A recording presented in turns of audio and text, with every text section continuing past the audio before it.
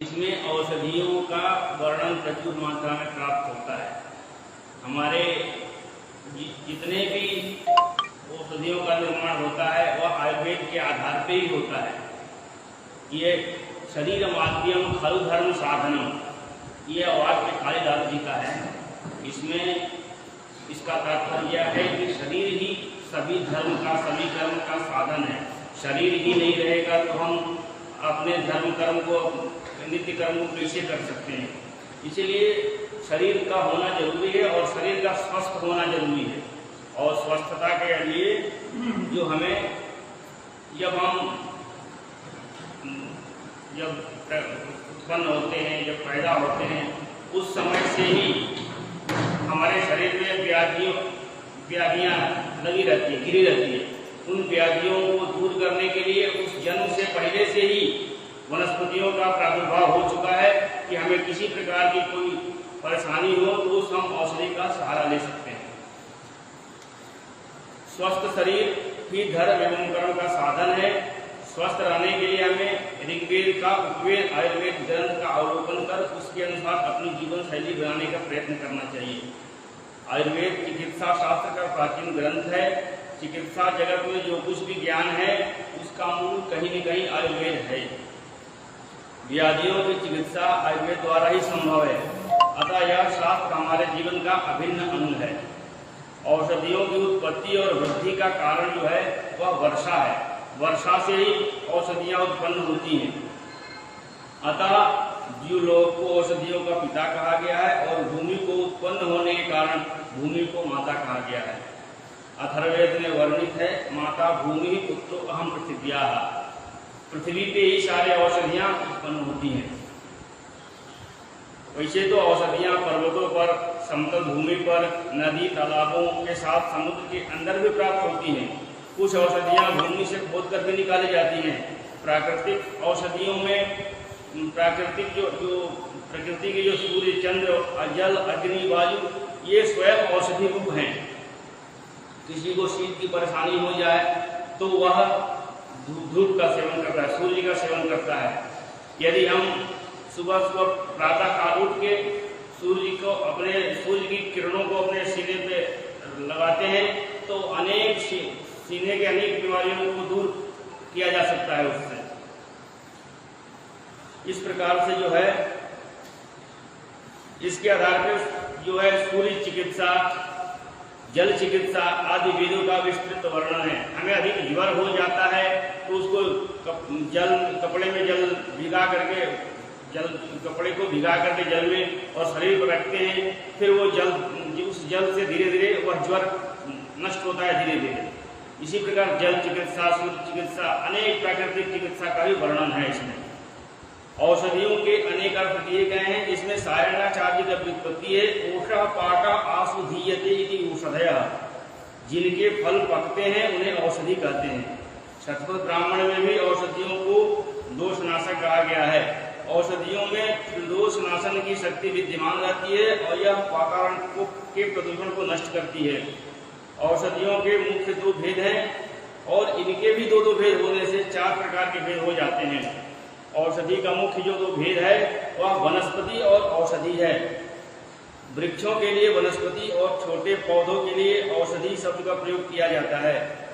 ऋग्वेद में वृक्ष और वनस्पति के लिए वनिन शब्द भी आया है। वनस्पति के जो 2 भेद हैं वह वनस्पति और वानस्पत्य है। इसी प्रकार औषधि के भी 2 भेद किए गए हैं, औषधि और विरुद्ध। छोटे पौधों के रूप में होने वाली औषधि को लता गुल्म आदि के रूप में होने वाले पौधों को विरुद्ध कहा गया है।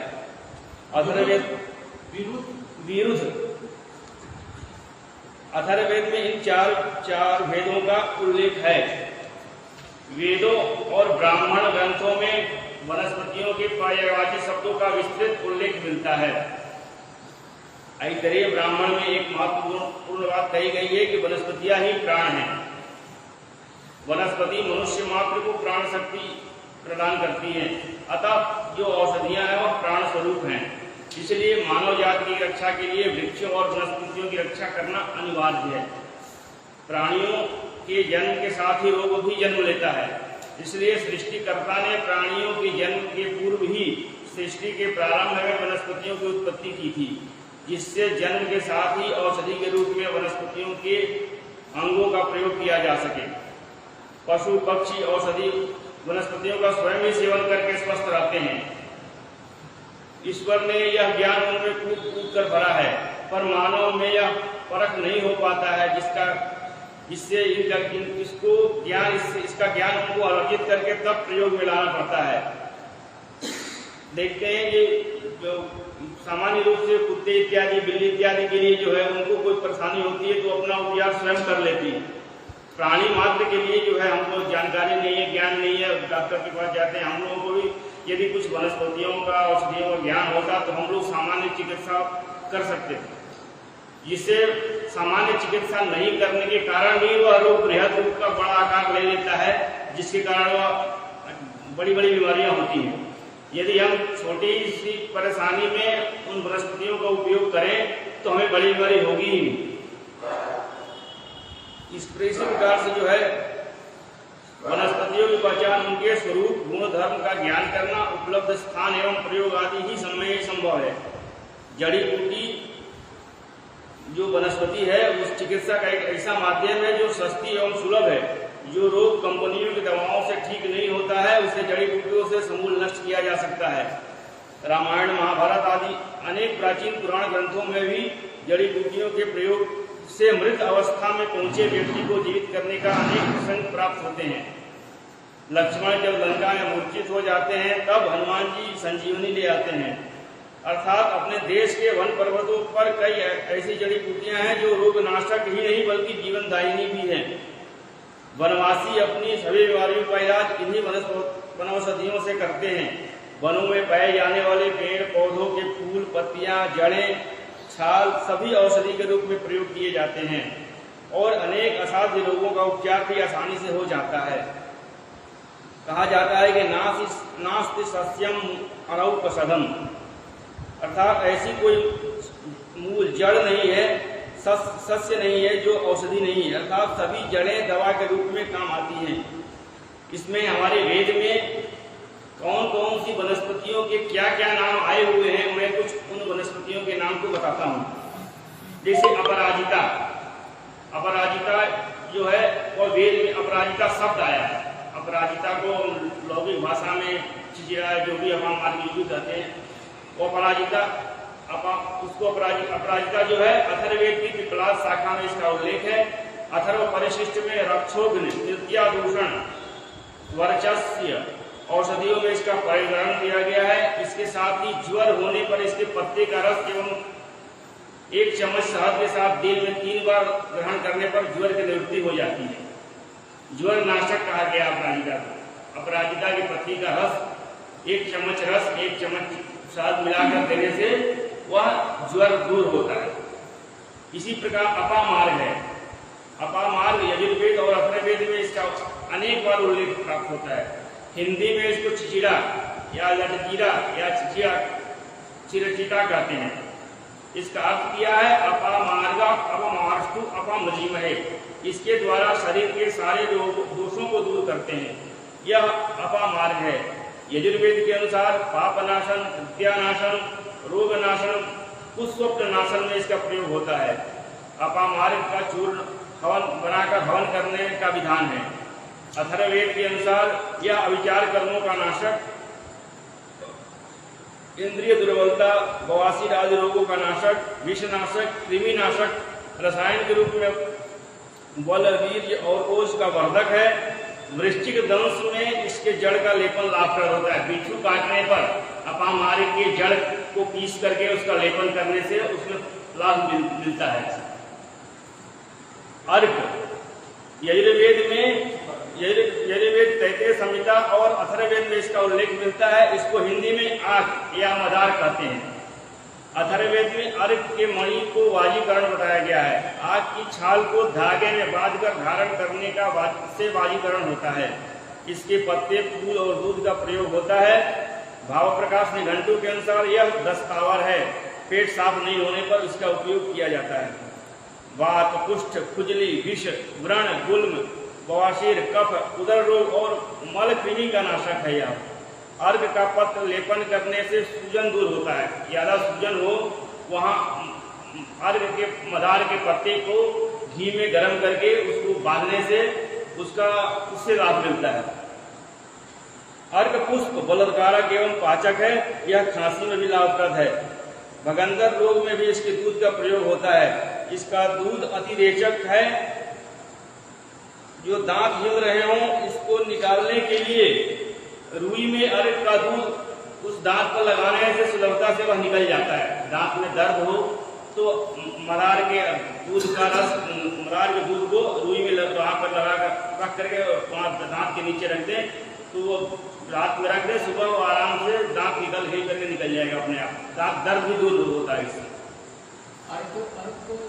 अर्घ मदार अर्घ ये जो कौवा होता है। हाँ मदार वही। घाव नहीं पक रहा हो, घाव को पकाने के लिए मेडिसिन खाते हैं, दवाई खाते हैं, लेकिन घाव यदि नहीं पक रहा हो तो मदार के दूध को यदि हम उसको रुई में रख के उस घाव पे बांधते हैं, 12 घंटा 24 घंटा यदि बांध देते हैं तो घाव अपने आप पक जाता है। इक्षु गन्ना जो आयुर्वेद एवं अथर्ववेद में इसका विवरण मिलता है। श्रौत सूत्रों में इक्षु कांड, इक्षु पर्ण, इक्षु श्लाका इसका नाम है। पकी हुई ईख रक्त पित्त एवं क्षय नाशक, बलदायक, कफकारक, मूत्रवर्धक और शीतल होता है। इक्षु से, गन्ने से चीनी एवं गुड़ दोनों बनते हैं। चीनी बनाने हेतु तो आधुनिक संयंत्र का उपयोग किया जाता है। चीनी गुड़ की अपेक्षा हानिकारक है जबकि गुड़ फायदेमंद है। ग्रामवासी गन्ने के रस को निकालकर कढ़ाई में तब तक उबालते हैं जब तक कि गुड़ अपने रूप में न हो जाए। गुड़ का उपयोग करने से शुगर नामक रोग की उत्पत्ति नहीं होती है।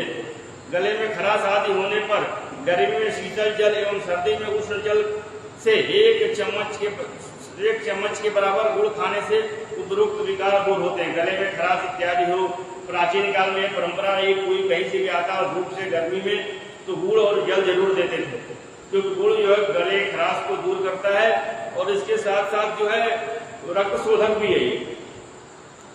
बज शब्द आया है अथर्ववेद में। अथर्ववेद में इसका उल्लेख प्राप्त होता है। यह सफेद सरसों है। यह रक्षोघ्न, जैसे हम लोग कोई पूजा पाठ इत्यादि हम जो भी करते हैं उसके लिए वो बोलते हैं जो दुष्ट आत्मा दुष्ट जो मतलब हमारे प्रतिकूल हैं वो दूर हो जाए, दूर करने के लिए या घर को बांधने के लिए पीले सरसों सफेद सरसों का मंडलीकरण करते हैं। तो हमारे जो प्रतिरोधक मतलब हमारे जो प्रतिकूल जो भी बाधा हो वो दूर हो, उसके लिए सफेद सरसों का प्रयोग करते हैं। और हम अपनी रक्षा के लिए सफेद सरसों को प्रयोग करते हैं। सफेद सरसों का जो है सफेद सरसों, पीला सरसों होता है, पीला सरसों, काला सरसों, सफेद सरसों भी होता है, सफेद भी होता है। बहुत से और सब्जियां लुप्त भी हो गई है, जो नहीं मिल रही, बहुत कम मिल रही, गाँव देहात में मिलती है लगभग। बज कहते हैं, अथर्ववेद में बज नाम आया है सफेद सरसों के लिए।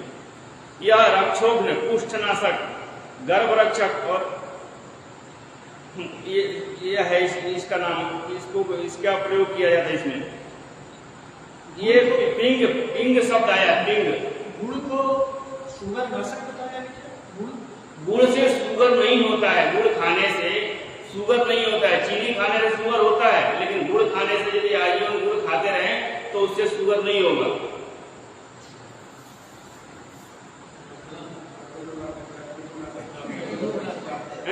डॉक्टर कहते हैं कि भाई गुड़ में भी वही चीज है जो शुगर नहीं, इसमें आधुनिक संयंत्र के द्वारा बनाया जाता है ना ये चीनी, तो इसमें प्राप्त होता है। यदि गुड़ हमेशा शुरू से गुड़ खाते रहे तो शुगर न हो। यदि शुगर किसी को नहीं है, आज और गुड़ खाना शुरू करे तो आज उसको भविष्य में शुगर नहीं होगा। और यदि शुगर हो गया हो और यदि तो उसको कम मात्रा में गुड़ दे करके खाते रहे, और जब शुगर हमेशा अनुकूल रहे तो आप हमें जितना गुड़ खाना है खा सकते हैं। शुगर के गुड़ के लिए निषेध नहीं है, चीनी के लिए निषेध है। इसी तरह से अर्जुन शब्द आया, अर्जुन, हाँ अर्जुन का। यह जो है यजुर्वेद काठक संहिता एवं अथर्ववेद में इसका उल्लेख है। काठक संहिता में इसके दो भेद हैं, लोहित तूल और बभ्र तूल। अर्थात लाल और भूरी मंजरी वाला।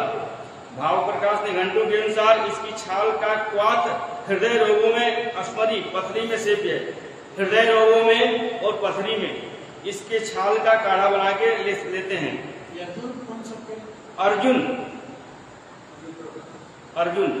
अस्थि भंग, हाथी टूटने पर, और रक्त स्राव में, जहाँ ज्यादा खून निकल रहा हो वहां वहां रक्त स्राव में अर्जुन की छाल को पीसकर लेप करने से उसमें आराम मिलता है। यह रुधिर विकार, क्षत, क्षय, विष, प्रमेह, कफ और पित्त को नष्ट करता है। इसी प्रकार उदुम्बर शब्द आया है। उदुम्बर औदुम्बर ये बोलते हैं, उदुम्बर गूदर बोलते हैं जिसको गूदर। ये जो शब्द है उदुम्बर, ये वेद में आए हुए शब्द है। तो ये यजुर्वेद और अथर्ववेद में इसका उल्लेख है। यह गूदर है, यह ऊर्जा का प्रतीक माना जाता है। यह याज्ञिक वृक्ष है। इसकी संविधा भी बनती है बौधायन श्रौत सूत्र में। उन्माद रोग, इसमें इसके होम करने का विधान है। जिसका मन एकाग्र नहीं रहता हो, चंचल रहता हो, उसके लिए इस गूदर के से होम करने का विधान है। इसलिए ब्रह्मचारी को जो उपनयन होता है तो ब्रह्मचारी को भी हवन करने का वो उल्लेख प्राप्त होता है। ब्रह्मचारी को सुबह शाम संविधान करना चाहिए। तो ब्रह्मचारी जो है उदुम्बर के या अश्वत्थ के लकड़ी को उससे वो होम करता है, हवन करता है। इससे मानसिक शांति प्राप्त होती है।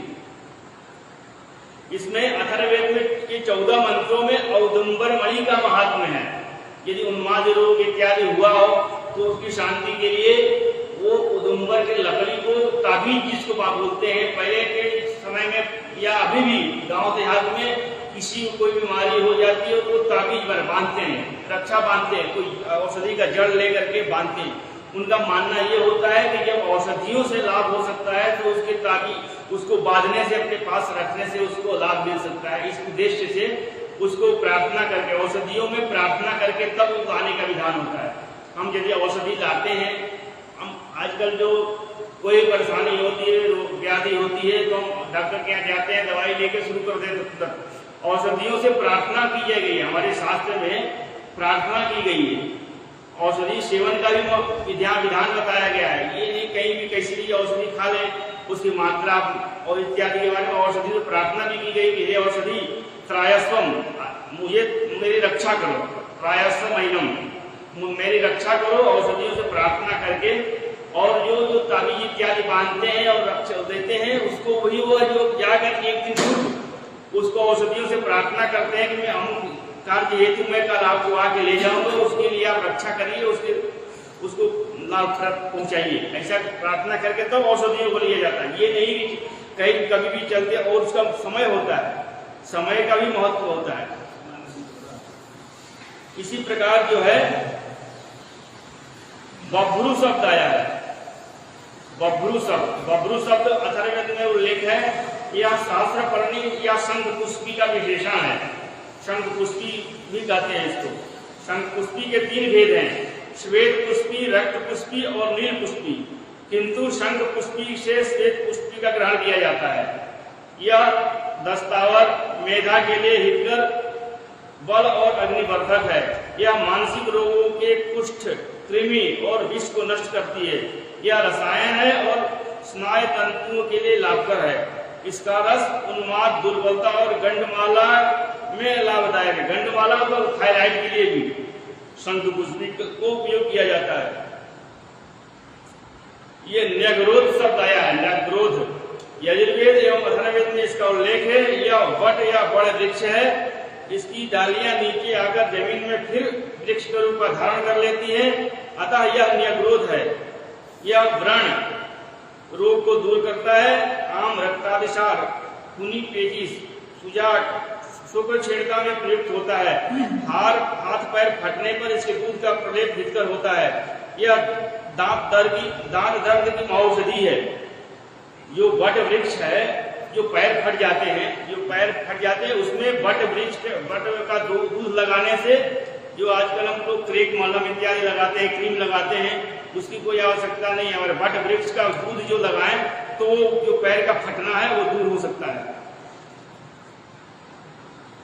यह दांत दर्द में भी दांत दर्द के लिए भी वट वृक्ष के दूध को उपयोग किया जाता है।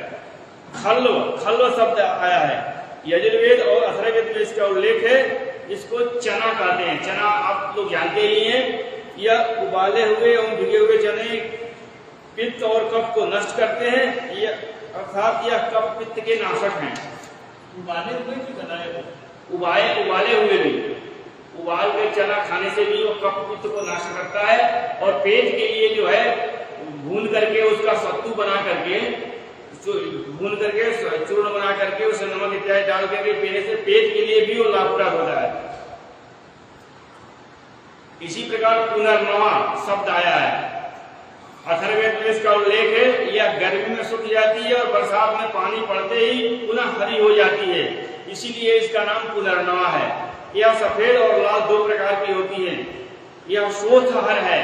यदि कहीं भी शरीर में सूजन हो तो पुनर्नवा का साग खाने से पहले, पुनर्नवा का साग भी लोग खाते थे, सब्जी में उसको उपयोग करते थे। आजकल वह दुर्लभ है, नहीं मिल पाती है। यदि वो मिल जाए तो शरीर के सूजन को, कहीं भी सूजन हो उसको दूर करती है। हाथ पैर शरीर के सूजन होने पर नियमित इसके पत्ते की सब्जी अथवा पत्ते का रस लाभप्रद होता है। दुकान में भी जो है पुनर्नवा रिष्ट करके आता है, जो कि शरीर के सूजन को दूर करता है। यह अग्निदीपक एवं पांडु रोग पीलिया में भी यह लाभप्रद होता है। विष कफ उदर रोग नाशक है। पाचक मूत्रक और कफ निस्तारक है। यह सुजाक शोथ कामला मूत्र कृच्छक में प्रयोज्य है। विषधर कीड़ों के काटने पर और वृश्चिक दंश में इसका लेप महौषधि है। यदि बिच्छू काट ले तो इसका लेप किया जा सकता है, उसमें भी लाभप्रद होता है। इसी प्रकार अश्वत्थ शब्द आया है। अश्वत्थ मतलब पीपल। ऋग्वेद यजुर्वेद और अथर्ववेद में इसका उल्लेख मिलता है। यह पीपल वृक्ष है, इसको देवों का निवास स्थान कहा गया है। यह यज्ञ वृक्ष है, इससे यज्ञ के पात्र भी बनते हैं। अथर्ववेद में अश्वत्थ का शत्रु नाश के लिए प्रयोग हुआ है। ऐतरेय ब्राह्मण में भी इसे वनस्पतियों का सम्राट कहा गया है। उन्माद रोग, जो मन विकृति जो बोलते हैं जिसको, उसके लिए इसके ईंधन से हवन करने, इसके हवन मतलब लकड़ी से हवन करने से इसमें फायदा होता है। यज्ञ वृक्ष शमी पलाश खदिर विकंकक अश्वत्थ काश्मर्य उदुम्बर और बिल्व, ये जो है यज्ञ वृक्ष हैं। इनके हवन करने से भी हमें शांति प्राप्त होती है। इन वृक्षों के बीज फल पत्ते औषधियों के रूप में प्रयुक्त होते हैं। भाव प्रकाश में घंटों में से रूप शोधक, पित्त कफ व्रज और रक्त विकार को नष्ट करने वाला कहा गया है। इसका दूध बहुत शीघ्र रक्त शोधक, वेदनाशामक और शोथहर है। इसके भी जो है वो सूजन इत्यादि को दूर करता है। इसके कोमल पत्तों का लेप व्रण में हितकारक है। पुराने पीपल पर लगी लाख रक्तरोधक, रंजक और शीतल होती है। इसके पीपल के कोमल जो पत्ते हैं उसको पीस करके घाव पे लगाने से घाव ठीक होता है, ऐसा करके उल्लेख प्राप्त होता है। इसी प्रकार नीवी भार्य शब्द आया है। नीवी भार्य अथर्ववेद में उल्लेख है। सायन ने इसका अर्थ श्वेत पीत सरसप, सफेद और पीला सरसों से किया है। इसको गर्भिणी स्त्री के कमर में बांधने से गर्भस्राव का दर्द दूर होता है और यह उग्र होता है और गर्भ की रक्षा करता है। इसलिए पीला सरसों किसी भी यज्ञ इत्यानुष्ठान में भी सफेद और पीला सरसों कमर में बांधते हैं, बांधने का विधान है। वह शक्ति प्रदान करता है और हमें पुष्ट बनाता है। इसी प्रकार न्यस्तिका अथर्ववेद में इसका उल्लेख है। सुभगन करणी शास्त्र पढ़ने इसके पर्याय है। सायन ने इसे शंख पुष्पी माना है। अभी न्यस्तिका का पर्यायवाची अभी आया था, शंख पुष्पी के बारे में आया था। न्यस्तिका भी शब्द आया है, इसका भी अर्थ शंख पुष्पी ही है। यह यहाँ भी सौभाग्यवर्धक है। इसके सैकड़ों पत्ते होते हैं, बालों के लिए भी अत्यंत उपयोगी है। दशावृक्ष शब्द आया है। दशावृक्ष शब्द का उल्लेख सायन ने इसका जो अर्थ किया है उदुम्बर आदि 10 वृक्षों में किया है। उदुम्बर से 10 वृक्षों में किया है। इसके टुकड़ों से बनी मणि को वृक्ष मणि कहते हैं। इस मणि को संधिवात या गठिया में लाभकर माना जाता है। गठिया में या संधिवात में जोड़ों का दर्द के लिए इसके लकड़ी को धारण करने से उसमें लाभ मिलता है, ऐसा बताया गया है। इसी प्रकार दूर्वा क्या ये नहीं समझ में आया। दशावृक्ष शब्द है, इसका अर्थ पलाश किया गया है। दशावृक्ष शब्द आया है वेद में, पलाश किया गया है। इसको संधिवात या जो है वो गठिया में इसका उपयोग बताया गया है, धारण करने से। एक दिन पूर्व जाकर के उसको हमारी इस परेशानी को दूर करने के लिए मैं आपको कल लेने आऊंगा, ऐसा करें, प्रार्थना करें। उसके बाद दूसरे उसको लकड़ी को तोड़ करके लाल या सफेद कपड़े में बांध करके धारण करें तो गठिया या संधिवात जो है, संधि जोड़ों का दर्द वो दूर होता है। दूर्वा ऋग्वेद, यजुर्वेद और अथर्ववेद में इसका उल्लेख है। यह दूब है। इसका जो पर्यायवाची शब्द है वह अषाढ़ा, सहमाना, सहस्रवीर्या, सहस्रकांडा, शतमूला, शतांकुरा, अघदृष्टा, शपथयोगनी आदि इसके पर्याय हैं, पर्यायवाची शब्द हैं। यह देवजाता, विरुद्ध, दिव्यलता कही गई है। ऋग्वेद में इसे मेधावर्धक और कुमतिनाशक कहा गया है। अथर्ववेद में इसे पापनाशक और शाप दोष नाशक कहा गया है। आंगन में लगाने का उल्लेख है। हरि, दूब, कफ, पित्त, रुधिर विकार, विसर्प, तृषा, दाह तथा त्वचा के रोगों में लाभकारी है।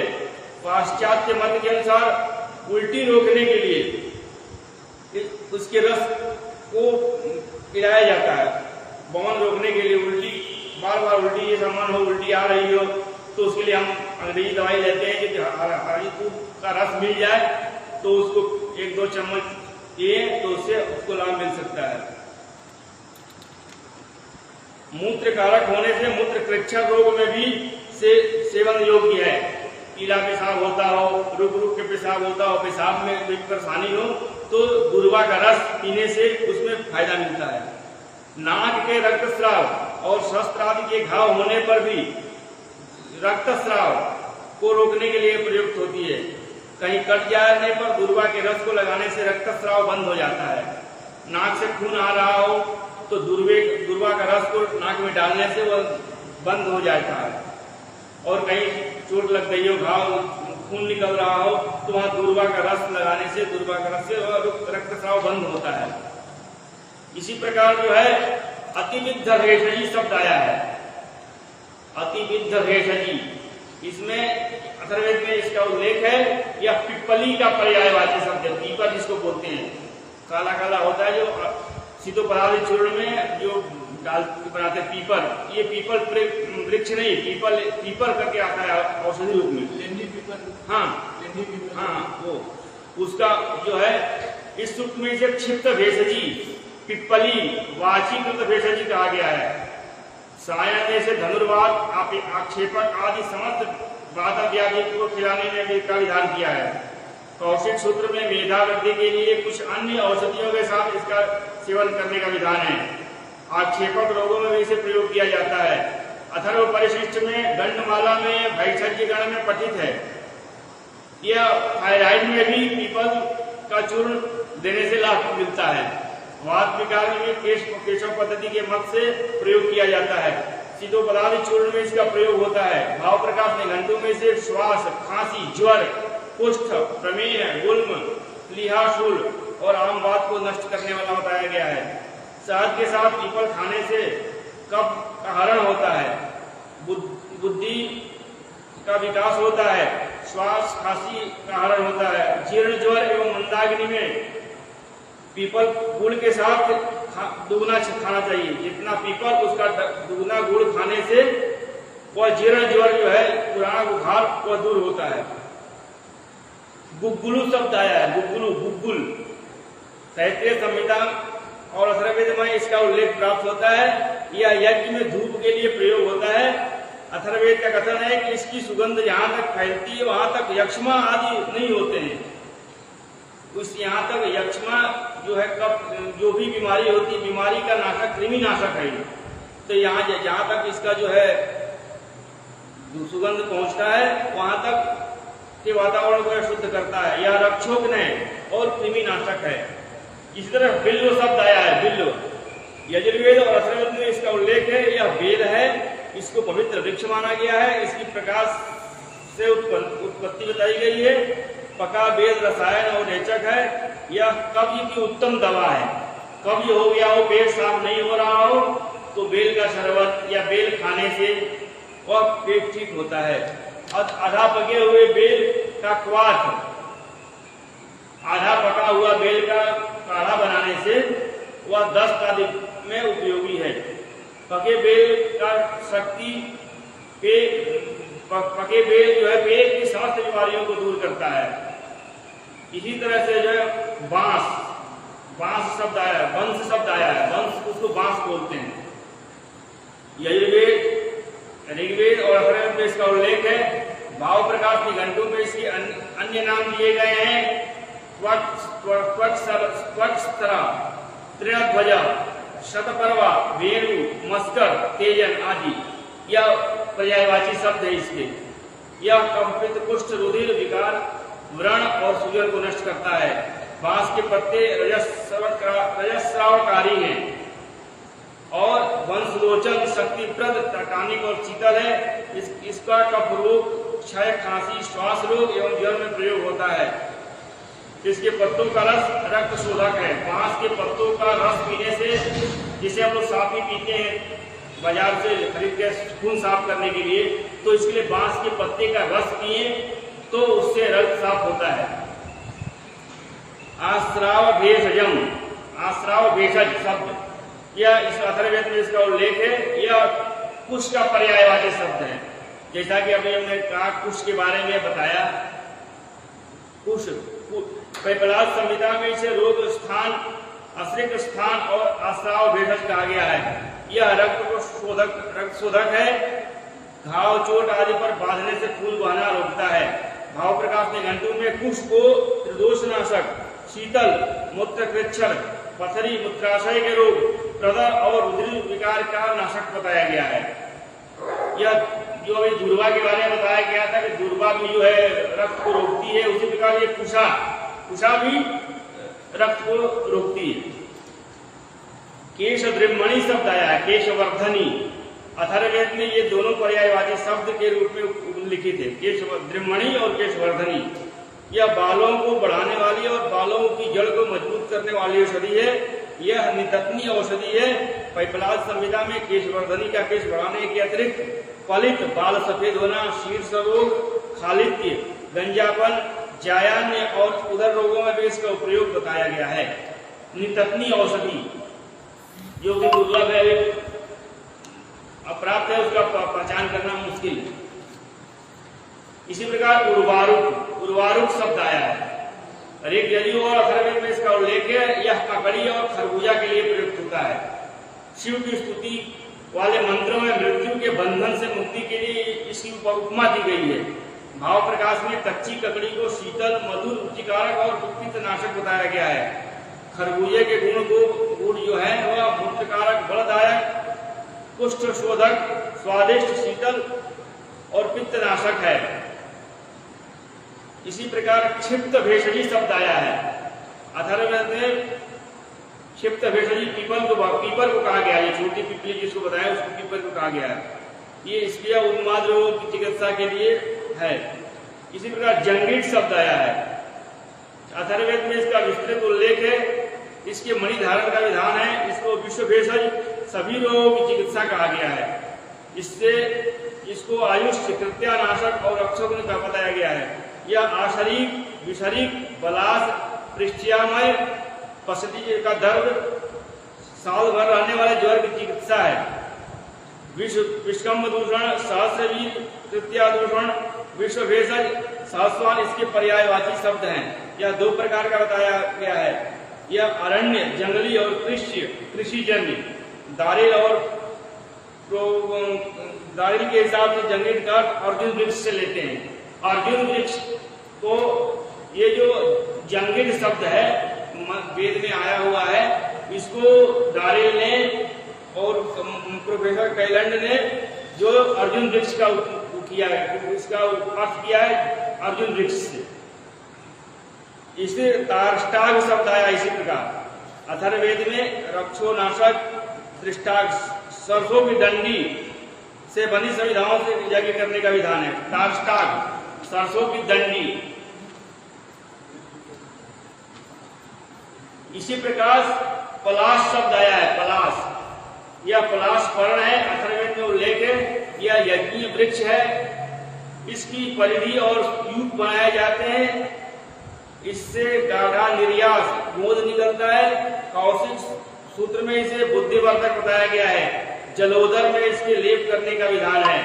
केशव ने इसे सर्व रोग वैषज्य कहा गया है। कृमि रोग में भी इसका प्रयोग किया जाता है।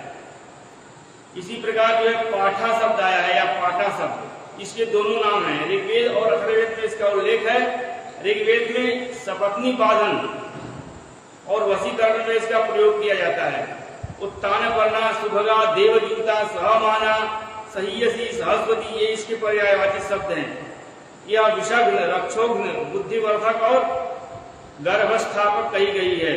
अथर्ववेद में प्रतिपादी पर विजय प्राप्त के लिए इसको धारण करने का विधान है। इसी प्रकार पुष्कर शब्द आया है। ऋग, यजु और अथर्ववेद में इसका उल्लेख है। इसका अर्थ कमल है। पुष्कर शब्द का अर्थ कमल है।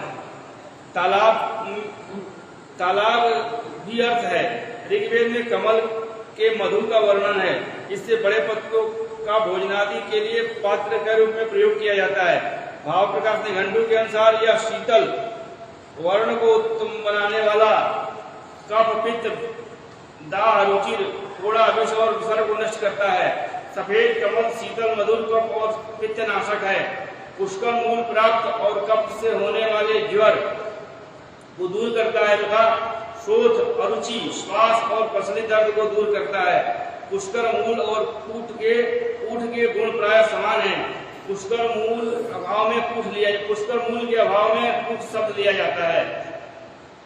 इसी प्रकार जो है मंडूकी शब्द आया है। यह जो है मंडूक पर्णी औषधि है। इसका जो है इसको लोक में ब्राह्मी कहते हैं। यह जो है यह रसायन है। यह मंडूक पर्णी का मूलहाठी के साथ ज्वर और रक्तातिसार में सेवन किया जाता है। मंडूक पर्णी का मूल उष्ण और रसायन होने के कारण खसरा आदि चर्म रोगों में, कुष्ठ, गंडमाला आदि में रोगों में व्यवहृत होता है। इसकी पुटलिस या प्रलेप जो है अन्य रोगों में भी प्रयोग की जाती है। इसी प्रकार से मधुर शब्द आया है या मधुलक शब्द आया है। अथर्ववेद में इसका उल्लेख है। यह स्वाद में मधुर होती है। इसके अन्य नाम जो है मधुक या मधुदुग है। यह स्वरभेद, गला बैठना, स्वरतंत्री में दोष, मूत्र नली में दोष, जुकाम, खांसी में लाभप्रद है। यह सनाई के साथ रक्तार्श, खूनी बवासीर में भी लाभ होता है। मधुलक, मुलाठी जिसको बोलते हैं, मुलाठी जो लकड़ी होती है खाने में, इसका प्रयोग। इसी प्रकार से जो विवाद शब्द आया, विवाद जो है अथर्ववेद में जंगिड वृक्ष का पर्यायवाची है और जंगिड वृक्ष को हम अर्जुन वृक्ष के नाम से जानते हैं। दारिल ने जंगिड का अर्थ अर्जुन से किया है। ये अर्जुन, इसके बाद यह पवित्र और शांत वृक्ष माना जाता है। इसी प्रकार जो है वृश्चिक जम्भन शब्द आया है। वृश्चिक जम्भन, वृश्चिक के विष को रोकने, जम्भन में रोकने वाला। यह जो है पेपलाद संहिता में इसका उल्लेख है। इसकी जड़ को पीसकर जहाँ वृश्चिक का दंश हो वहां पर लगाने से प्राप्त वो आराम मिलता है, फायदा होता है। इसी प्रकार विष्कंध दूषणम, ये शब्द आया। अथर्ववेद में जंगिड का विशेषण है जो कि अर्जुन वृक्ष से ही है। इसके भी मणिधारण का विधान है। यह शारीरिक विकृतियों को दूर करता है और यह आयुर्वर्धक, शत्रुनाशक, तृतीयानाशक, रोगनाशक और विश्व भेषज कहा गया है। अथर्ववेद में इसके मणिधारण का बहुत महत्व है। इसी प्रकार शतकांड शब्द आया है। शतकांड वो पुष्ट से ही है। इसका शतकांड का तात्पर्य पुष्ट है। इसके लिए जो है वही पुष्ट के लिए जो है सैकड़ों पर्व होते हैं, ऐसे गांठ होते हैं, इसका मणिबंधन भी प्रयोग, कुश का मणिबंधन भी होता है। मणिबंधन मतलब कुश के जड़ को धागे में बांधकर उसको ताबीज बनाकर पहनने का भी उल्लेख है। इससे भी कई तरह की रोग दूर किए जा सकते हैं। संसप या संसपाह, यह जो है ऋग्वेद और अथर्ववेद में इसका उल्लेख है। अथर्ववेद में इसके लिए संसप शब्द आया है।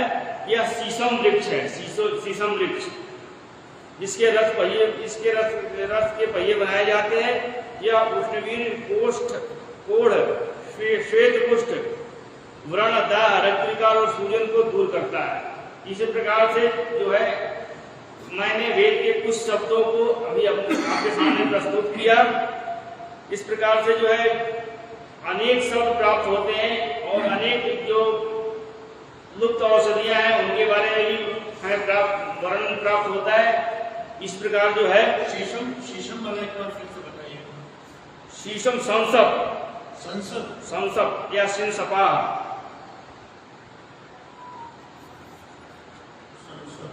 यह घाव में भी होता है, रक्त विकार में भी होता है, सूजन में भी, कफ में भी इसका प्रयोग किया जाता है।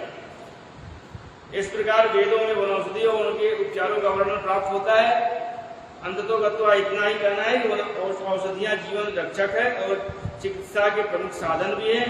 इसके द्वारा विभिन्न रोगों को दूर किया जाता है। अतः इन्हें भेषज और सुभेषज नाम भी कहा जाता है। औषधियों के रस से अनेक दवाइयां बनाई जाती हैं। इससे असाध्य रोगों की चिकित्सा होती है।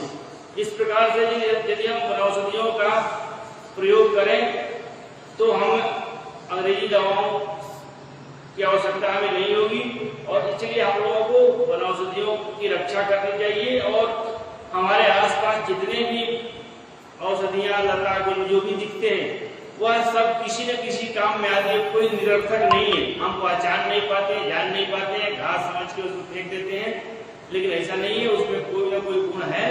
इसलिए उसको पहचानने की आवश्यकता है और उसका क्या उपयोग है उसको जानने की आवश्यकता है। इसी के साथ अपने वाणी को विराम।